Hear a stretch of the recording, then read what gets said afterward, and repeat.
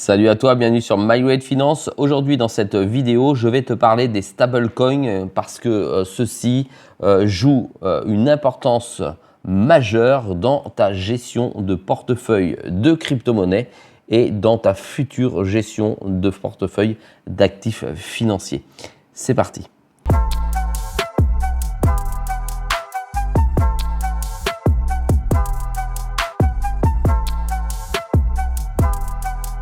Sois le bienvenu dans cette vidéo. Je te rappelle qu'ici, il n'y a pas de conseil en investissement. Je te montre ce que je fais et comment je le fais. Oui, je te parle des stablecoins aujourd'hui, en 2026. On va passer en revue tous ceux qui existent. Mais je te rappelle surtout qu'un stablecoin te permet de garder de la liquidité et dans toute bonne gestion de portefeuille, il est important d'avoir de la liquidité. Effectivement, tu as pu le comprendre au regard de ce qui s'est passé sur le marché ces derniers mois avec le bear market où il était nécessaire d'avoir de la liquidité pour soit générer des rendements avec ces stablecoins, soit pouvoir re-rentrer en position afin de pouvoir voir ou faire baisser ton prix de revient unitaire de ta crypto-monnaie. Nous allons donc voir les 10 gros actifs majeurs. D'accord, mais sache qu'aujourd'hui, ça représente 201 milliards de dollars de capitalisation totale aujourd'hui sur le marché. Alors, on va vite fait réaliser un panorama de marché et une consolidation institutionnelle pour que tu comprennes quel type de stablecoin est intéressant pour toi à ton niveau, d'accord? Parce que nous ne sommes pas des États, nous ne sommes pas des entreprises. D'accord. Donc, en fait, le stablecoin, c'est d'avant tout une mutation profonde qui est en train de se passer avec eux dans le paysage financier. Fin de finalement la phase d'expérimentation parce que le stablecoin, c'est ce qui est le plus utilisé et le plus utile aujourd'hui sur la blockchain et j'ai pas peur de le dire.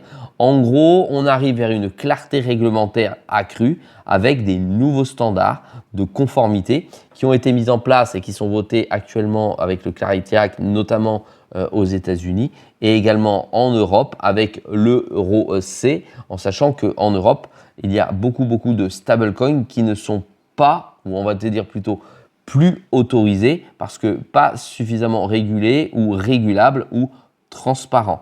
Voilà, donc on a l'USDC ou l'euro C qui est accepté aujourd'hui en Europe, mais nous attendons tous, alors sans impatience visiblement, en tout cas moi j'attends, mais sans impatience, l'euro numérique qui n'aura finalement rien je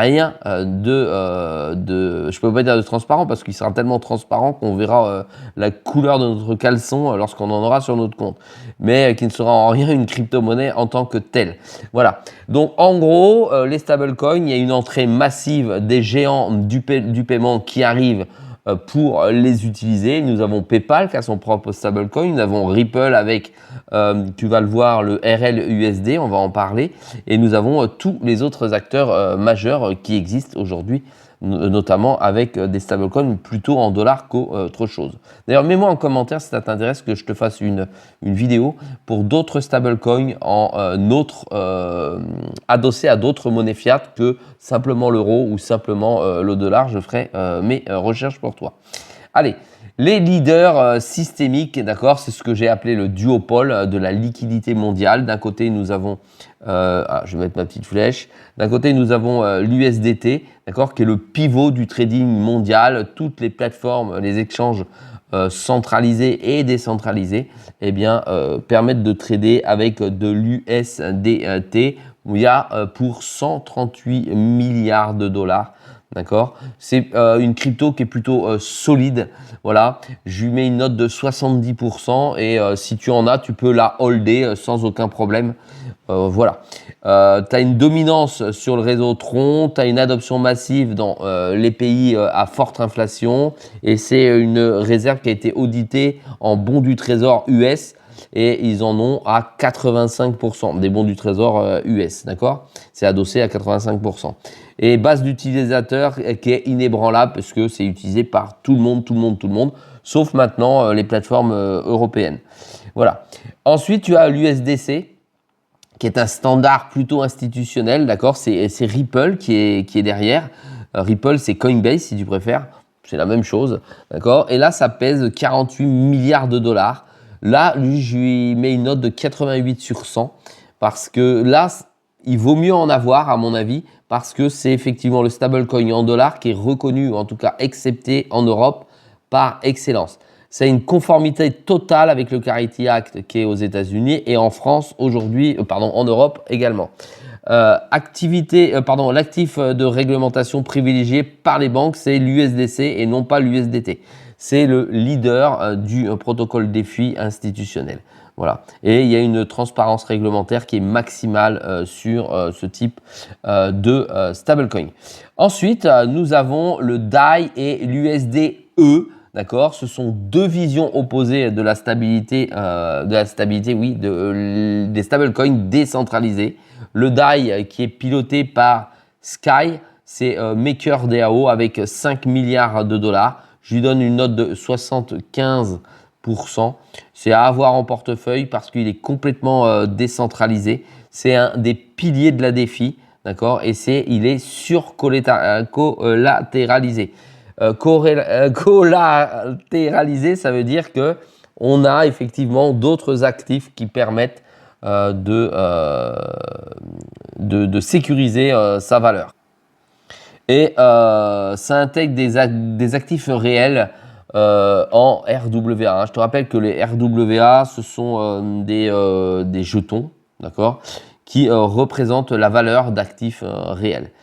Pour moi, il est essentiel pour ceux qui privilégient la décentralisation, le DAI. Après, on a l'USDE qui est détenu par Etna. Il y a 3,6 milliards de dollars. Je lui mets 62 sur 100. On peut le conserver. Pour moi, c'est quelque chose qu'on conserve plutôt à court terme parce qu'il y a un risque qui est déjà bien plus élevé. On a des rendements natifs via des stratégies de delta neutrales et on a des risques de déping en forte volatilité. En gros, le déping, c'est quand ça ne tient pas la valeur des 1 dollar, ça peut descendre à 93, 97, ça chute comme ça. Ça veut dire qu'il y en a qui peuvent faire du trading en restant dessus. Moi, c'est un stablecoin que je n'utilise absolument pas. Et à vrai dire que j'ai jamais eu, je crois, en portefeuille. Alors tous ceux que j'ai présentés pour l'instant, je les ai eus en portefeuille pour des transactions sur des plateformes DeFi. Ensuite, nous avons les acteurs de l'adoption, le FDUSD contre le PayPal USD, le PUSD. Bon, tu l'auras compris, le PUSD, c'est le stablecoin. Alors je vais aller là, le stablecoin de PayPal. Il y en a quand même aujourd'hui pour 1 milliard de dollars. C'est quelque chose de plutôt solide parce que c'est une entreprise rentable, même si elle s'est cassée la gueule dernièrement en bourse. Je lui mets 82 sur 100. On peut être positionné dessus avec du long terme. Le risque est plutôt faible, d'accord. Il y a une intégration dans le Web 3 puisque tu l'as sur l'app de PayPal, d'accord. Et entre le Web 2 et le Web 3, c'est bien intégré, je pense. Le meilleur vecteur pour les paiements au quotidien. Ensuite, le FDUSD. First Digital USD, capitalisation de 2,6 milliards de dollars, 55 sur 100. Je suis complètement neutre sur ce stablecoin, je ne connais pas très bien, d'accord. Donc pour moi, j'ai mis ça un risque moyen. On peut l'utiliser dans certaines plateformes pour le trading et notamment sur Binance, puisque effectivement, ce stablecoin est énormément lié à Binance. Personnellement, tu sais que je n'utilise pas Binance. C'est pas du tout ma plateforme de prédilection et elle me fait plutôt peur qu'autre chose. Ensuite, nous allons aller vers deux autres stablecoins. Ce sont des profils plus spécialisés et plus à risque. Le Frax, d'accord, ou le Trust USD, le TUSD. Il y en a une, tu auras compris le Trust TUSD, c'est le stablecoin qui est adossé directement à la blockchain Tron pour mémoire. 520 millions de dollars, 40 sur 100, pas terrible. Perte de vitesse constante, voilà, je ne mets pas un centime sur ce truc-là. Et nous avons le Frax pour 650 millions de dollars, je lui mets 68%. Et là, risque moyen, attention, ça vient d'un protocole hybride innovant. parce que il ajuste sa collatéralisation de manière algorithmique. Je n'aime pas les stablecoins algorithmiques. Il y a eu que des dégâts avec ça il y a peu. On va revenir dessus à la fin de la vidéo justement. Ensuite, les nouveaux standards et les risques de ces nouveaux standards qui sont en train d'arriver. Nous avons le RLUSD qui est le nouveau standard.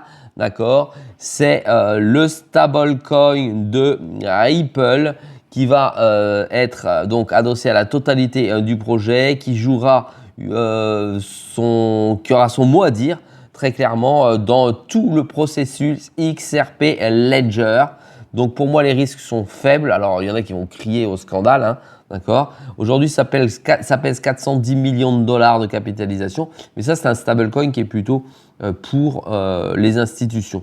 D'accord. Voilà, c'est le stablecoin qui va pouvoir faire les différentes transactions interbancaires. Franchement, ce stablecoin, il a un potentiel d'intégration du top 5 d'ici 2027. Top 5 des stablecoins. Voilà. Pour moi, c'est les banques qui vont le pousser. Et ensuite, on a l'USDD, d'accord, qui est une fragilité algorithmique. Encore une fois, je n'ai pas ce stablecoin, c'est lui le stablecoin, j'ai dû me tromper tout à l'heure, le stablecoin de Tron. Voilà. Ça vaut 330 millions de capitalisation. Je n'ai pas un centime dans ce truc parce que dès que c'est algorithmique, pour moi, ça ne me convient pas. Ça ne me parle pas du tout et j'ai pas envie de prendre de risques avec mes capitaux. En tout cas, pas des risques comme ça. Allez, classement général des stablecoins pour 2026. Voilà, je te les ai classés Tether, USDC, DAI, USDE, RLUSD. Je l'ai déjà mis ici parce qu'effectivement, pour moi, c'est quelque chose de plus rassurant, tu vois, avec mon score. Je les ai classés par score ici et non pas par capitalisation. Ici, en termes de rang, ça, on peut en avoir sans problème. Ça, on peut en posséder également. C'est déjà avec ces 5 premiers que l'on peut dégager des rendements dans son portefeuille. Je te laisse faire pause pour que tu puisses regarder l'ensemble des stablecoins qui existent et qui peuvent être utiles si tu les croises sur différentes plateformes. Je te rappelle tout de même que l'USDT et l'USDT représentent 93% de la capitalisation totale. Allez, pour conclure, une analyse des risques historiques. Attention, stablecoin ne rime pas avec sécurité. Je tiens à te le dire, il y en a plein qui en ont fait les frais. Tu es peut-être derrière ton écran à me regarder. Effectivement, j'ai eu la chance de passer entre toutes les gouttes des stablecoins qui se sont cassés la gueule. Effectivement, nous avons eu la crise numéro 1, c'est l'effondrement de Terra Luna en 2022 avec moins 40 milliards en 72 heures. Je t'en ai déjà parlé. Ensuite, crise numéro 2, le dipping de l'USDC. Il a chuté en mars 2023, d'accord. Ça a eu un impact, une descente. Il est allé jusqu'à 0,87 centimes. Tu imagines, tu en as acheté à 0,87, il remonte à 1 $. Mais tu te beurres, tu prends du 10 à 13% comme ça, sans rien faire. Bon là, il fallait être couillu pour faire ça. Ensuite, crise numéro 3, crise des réserves du TUSD entre 2023 et 2024. Ça a eu un impact sur la perte de confiance, mais total, parce que un manque de sérieux du projet. Et ensuite, le précurseur en juin 2021, la crise numéro 4, avec Iron Finance ou Titan, College Space en juin 2021. Ça a eu un impact sur l'ensemble du projet de 65 $ à 0. Il n'y a plus rien derrière tout ça. Bon, fais gaffe à tes stablecoins, à ceux que tu as en place. Pour ma part, quand j'en ai, je fais en sorte de les mettre au travail pour qu'ils génèrent du rendement. Mets-moi en commentaire si tu souhaites que je te montre certaines plateformes sur lesquelles je pose mes USDC pour générer du rendement. Je t'ai déjà expliqué que également il y avait des rendements très intéressants, notamment sur Bitpanda, parce qu'ils sont à 7%. Et il y a plein de plateformes qui sont à moins de 7% sur l'USDC. Attention, tu as une latence d'ouverture. Redis-moi, je te fais une vidéo si tu veux savoir quelles sont les meilleures plateformes pour des rendements les plus sécurisés sur l'USDT et l'USDC. Je te dis à très vite, mets-moi un pouce vers le haut, mets-moi en commentaire ce que tu as pensé de cette vidéo. J'espère que tu as appris beaucoup de choses. Je te dis à très vite. Salut à toi.